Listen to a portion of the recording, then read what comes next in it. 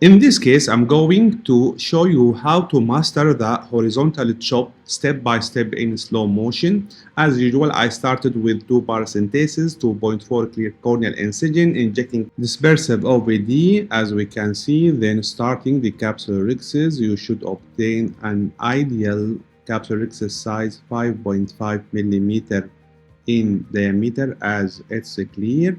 Then doing the hydrodissection should be complete hydrodissection, gentle hydrodelineation. As usual, I prefer to make the viscodissection and rotate the nucleus to be sure it's free and my hydrodissection is complete.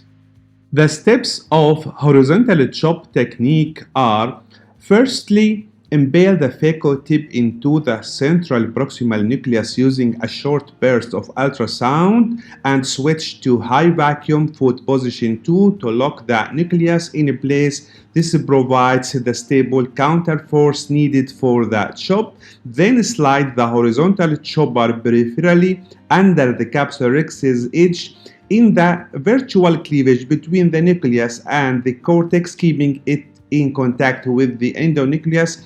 Then hook the chopper around the lens equator. Ensure the tip is deep enough to secure the periphery without stressing the capsule.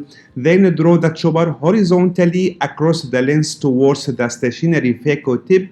Use mechanical force to squeeze the nucleus between the two instruments. Then initiates the crack along the lens's natural cleavage planes. Once the instruments meet, move them in opposite lateral direction, left and right, to propagate the fracture through the full thickness of the nucleus to achieve a complete definitive split. Then repeat and repeat until chopping the nucleus into small fragments as it's clear. After that, start emulsifying these fragments. As we can see, here is the end of emulsification of this dense cataract. Then shifting to aspiration of the posterior cortical shell, which is a protective shell for the posterior capsule, which is good. Then move to by manual irrigation aspiration of the cortex as usual, cleaning up the cortex, then injecting cohesive OVD to forming the capsular bag to implant. Here is a single piece hydrophobic IOL.